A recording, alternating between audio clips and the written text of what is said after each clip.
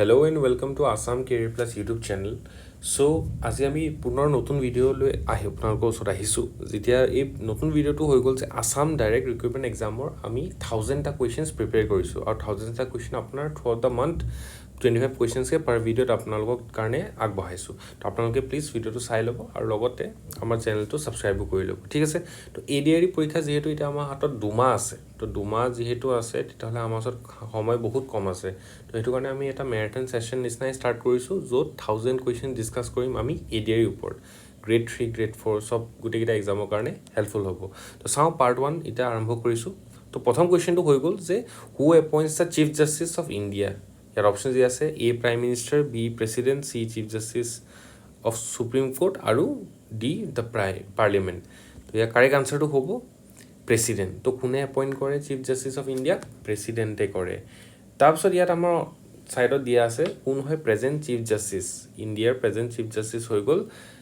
ধনঞ্জয় য়শৱন্ত চন্দ্ৰচূড তো DY চন্দ্ৰচূডো তেওঁক কোৱা যায় আৰু তেওঁ 50th number Chief Justice of India and has been serving since November 2022.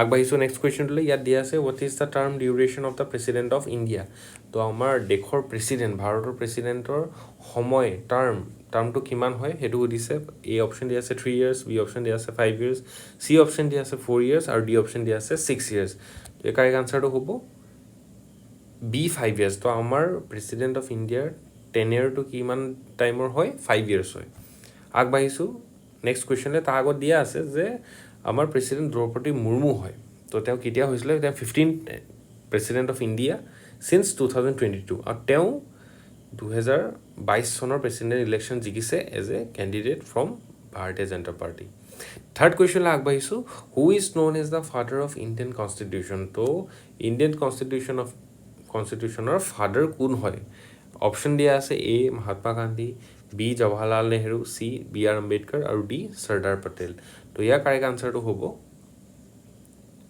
C doctor BR Ambedkar তো doctor BR Ambedkar is also' known as the father of Indian constitution ইয়াত আমাৰ ফটো দিয়া আছে ডক্টৰ BR আম্বেদকাৰ তো তেওঁ হৈ গ'ল ফাদাৰ তেওঁ ড্ৰাফটিং কমিটিৰ তেওঁ চেয়াৰমেনো আছিলে যেতিয়া কনষ্টিটিউশ্যন অফ ইণ্ডিয়া বনিছিলে তো ড্ৰাফটিং কমিটিৰ হেড বা চেয়াৰমেনো আছিলে আগবাঢ়িছোঁ নেক্সট কুৱেশ্যনলৈ ইয়াত দিয়া আছে what is the preamble of Indian constitution তো কি হয় প্ৰিএম্বলটো হয় কি একচুৱেলি ইণ্ডিয়ান কনষ্টিটিউশ্যনৰ অপশ্যন এ দিয়া আছে ইন্ট্ৰডাকশ্যন অপশ্যন বি দিয়া আছে বিগিনিং অপশ্যন চি দিয়া আছে প্ৰিফেচ আৰু অপশ্যন ডি দিয়া আছে প্ৰলগ তো ইয়াৰ কাৰেক্ট আনচাৰটো হ'ব প্ৰিফেচ তো প্ৰিএম্বল যিটো হয় ইণ্ডিয়ান কনষ্টিটিউশ্যনৰ সেইটো কি হয় প্ৰিফেচ ইয়াত ইমেজটো দিয়া আছে কনষ্টিটিউশ্যন অফ ইণ্ডিয়াৰ প্ৰিএম্বলটো এইটো বহুত ইম্পৰ্টেণ্ট হয় আপোনালোকে যদি চাই ভালকৈ ইয়াত দিয়া আছে যে we the people of India having solemnly resolved to constitute India into sovereign, socialist, secular, democratic republic and to secure to all its citizens তো জাষ্টিছৰ কথা কৈ আছে লিবাৰ্টিৰ কথা কৈ আছে ইকুৱেলিটিৰ কথা কৈ আছে ফেটাৰ্নিটিৰ কথা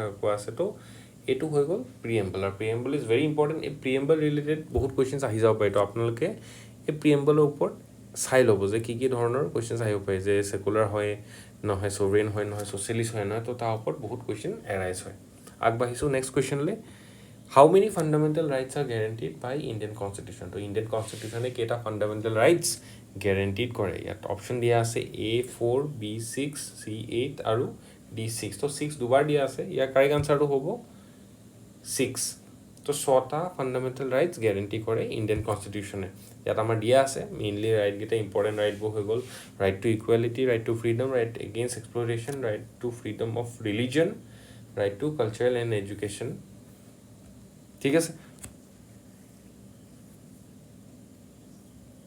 আগবাঢ়িছোঁ নেক্সট কুৱেশ্যনটোলৈ নেক্সট কুৱেশ্যনটো আছে what does article 21 of the Indian constitution guaranteed তো আৰ্টিকল 21 ইণ্ডিয়ান কনষ্টিটিউশ্যন কি গেৰেণ্টি দিয়ে ইয়াত অপশ্যন দিয়া আছে A right to equality B right to life and personal liberty C দিয়া আছে ৰাইট এগেইনষ্ট এক্সপ্ল'ৰেশ্যন আৰু ডি দিয়া আছে right to freedom of religion তো ইয়াৰ কাৰেক্ট আনচাৰটো হ'ব right to life and personal liberty তো আৰ্টিকল 21টো কি হয় ইয়াত দিয়া আছে যে article 21 of the Indian constitution provides protection of life and personal liberty read as no' person shall be deprive of his or personal liberty except according to procedure established by law ঠিক আছে, এইটো হৈ গ'ল article 21 important হয়, সুধি দিব পাৰে। আৰু আৰ্টিকল আপোনালোকে যদি ADRE কাৰণে প্ৰিপেয়াৰ কৰি আছে, তো আৰ্টিকলছবোৰ ফাণ্ডামেণ্টেল ৰাইটছৰ যিবোৰ আৰ্টিকল 14 পৰা আৰ্টিকল 32 লৈকে আপোনালোকে ভালকৈ চাওক, বিকজ তাৰ ভিতৰত এটা কুৱেশ্যন অহাৰ চান্সেছ বহুত আছে। আগবাঢ়িছোঁ নেক্সট কুৱেশ্যনলৈ। ইয়াত দিয়া আছে who has the power to dissolve the Lok Sabha. কাৰ পাৱাৰ আছে লোকসভা ডিজলভ কৰিবলৈ? অপশ্যনছ দিয়া আছে prime minister, president, speaker of Lok Sabha আৰু চিফ জাষ্টিছ অফ ইণ্ডিয়া। ইয়াৰ কাৰেক্ট আনচাৰটো হ'ব প্ৰেচিডেণ্ট। তো প্ৰেচিডেণ্টৰ ওচৰত সেইটো পাৱাৰ আছে যাতে লোকসভা ডিজলভ কৰি দিব পৰা কেপাচিটি ৰাখিছে। নেক্সট কুৱেশ্যন আহি গৈছোঁ যে the national emergency proclaim under article 352 effects which of the following. তো নেশ্যনেল ইমাৰ্জেঞ্চি যেতিয়া হয় কি এফেক্ট কৰে? অপশ্যন এ দিয়া আছে ফাণ্ডামেণ্টেল ৰাইট, অপশ্যন বি দিয়া আছে DPSP directive principal of state policy, option C দিয়া আছে বোথ A and B, আৰু অপশ্যন ডি দিয়া আছে নান অফ দিছ। তো ইয়াৰ কাৰেক্ট আনচাৰটো হ'ব বোথ A and B। তো ইমাৰ্জেঞ্চি সময়ত কি এফেক্ট হয়? ফাণ্ডামেণ্টেল ৰাইটছো এফেক্ট হয়, DPSPও এফেক্ট হয়।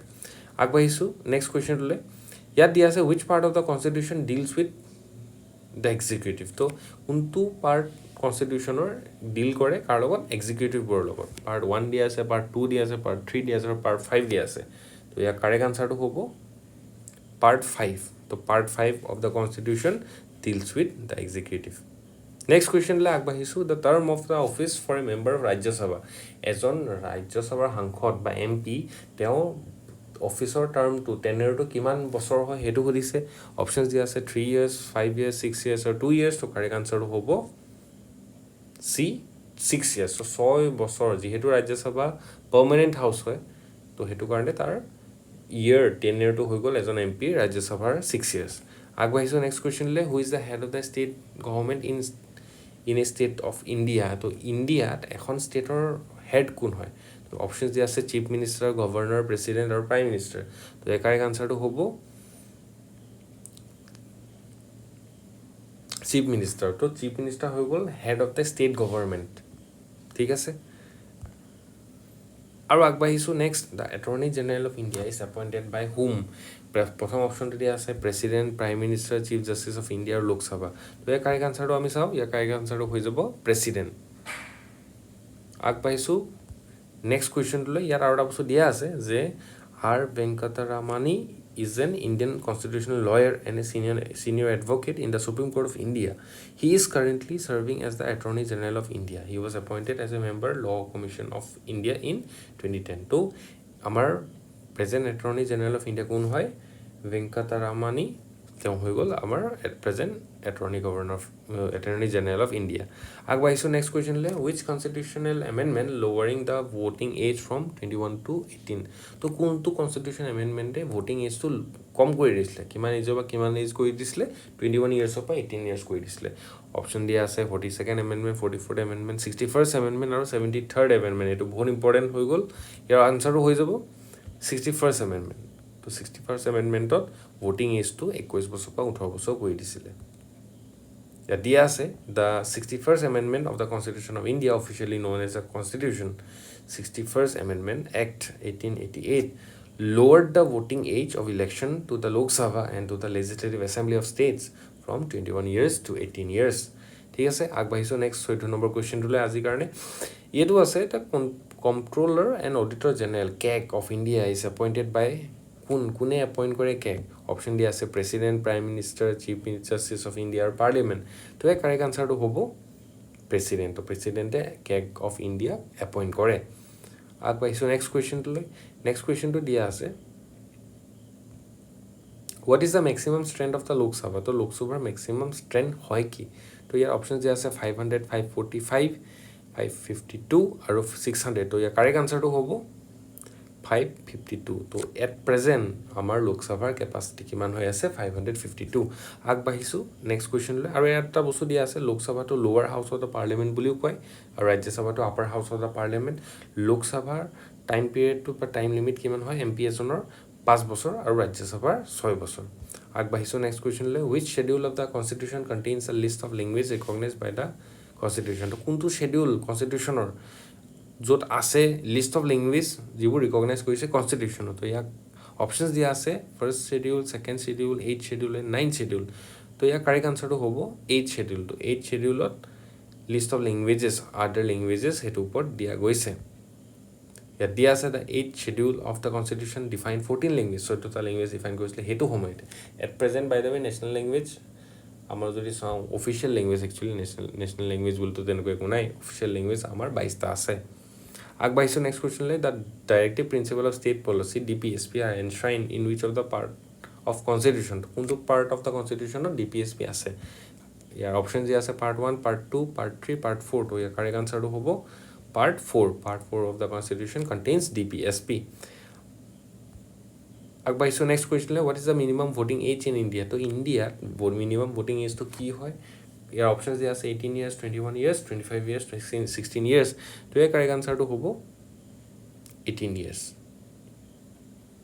আগবাঢ়িছোঁ নেক্সট কুৱেশ্যনলৈ নেক্সট কুৱেশ্যনটো দিয়া আছে the president of India is elected by an electoral college consisting of the প্ৰেচিডেণ্টৰ ইলেকশ্যন যেতিয়া হয় কোনে ভোট কৰে প্ৰেচিডেণ্টৰ ইলেকশ্যন তো ইয়াৰ অপশ্যন যে আছে member of parliament member of legislative assemblies elected members of both houses of parliament and legislative assemblies আৰু elected members of legislative assemblies and governor তো ইয়াৰ কাৰেক্ট আনচাৰটো হ'ব অপশ্যন চি তো প্ৰেচিডেণ্টৰ ইলেকশ্যনত কোনে ভোট কৰে যিবোৰ elected member of both the houses Rajya Sabha হৈ যাওক লোকসভা হৈ যাওক আৰু লেজিছলেটিভ এছেম্বলি নিজৰ নিজৰ ষ্টেট লেজিছলেটিভ এছেম্বলিৰ MLA সকলে তেওঁলোকে ভোট কৰে প্ৰেচিডেণ্ট ইলেকশ্যন হওঁতে ঠিক আছে আগবাঢ়িছোঁ নেক্সট 20th কুৱেশ্যনটোলৈ ইয়াত দিছে what does article 370 of the Indian constitution pertains to কি পাৰ্টেইন কৰে ইয়াত দিয়া আছে special provision for Jammu and Kashmir reservation for schedule caste formation of the new states and DPSP তো ইয়াৰ কাৰেক্ট আনচাৰটো হ'ব special provision of Jammu and Kashmir আগবাঢ়িছোঁ নেক্সট কুৱেশ্যনটোলৈ নেক্সট কুৱেশ্যনটো দিয়া আছে যে when was the constitution of India adopted তো constitution of India কেতিয়া এডপ্ট হৈছিলে অপশ্যনছ দিয়া আছে 1947 1950 1952 আৰু 60 তো ইয়াৰ কাৰেক্ট আনচাৰটো হ'ব 1950 constitution of India এডপ্ট কেতিয়া কৰিছিলে 26 জানুৱাৰী 1950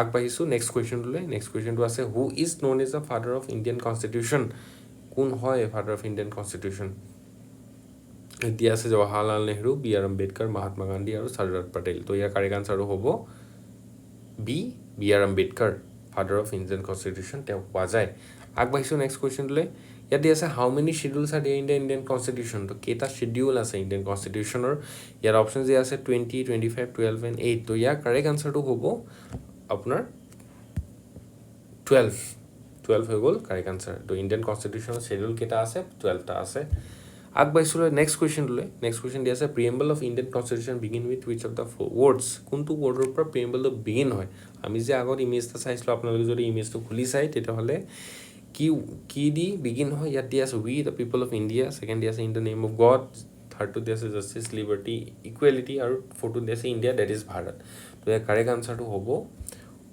option A we the people of India সেইটো হৈ গ'ল প্ৰিএম্বল য'ৰ পৰা ষ্টাৰ্ট হয় ঠিক আছে তাৰপৰা আগবাঢ়িছোঁ নেক্সট অলমষ্ট লাষ্ট কুৱেশ্যনটোলৈ তো এইটো কুৱেশ্যন আছে what is the term of office for president of India তো প্ৰেচিডেণ্ট অফ ইণ্ডিয়াৰ টাৰ্ম অফ অফিচ কিমান বছৰ হয় অপশ্যন দিয়া আছে 3 years 4 years 5 years 6 years তো ইয়াৰ কাৰেক্ট আনচাৰটো হ'ব 5 years তো প্ৰেচিডেণ্ট অফ ইণ্ডিয়াৰ যিটো অফিচৰ টাৰ্ম বা টেনিয়ৰটো তো কিমান বছৰলৈকে থাকে ভেলিড তো সেইটো থাকে 5 yearsলৈকে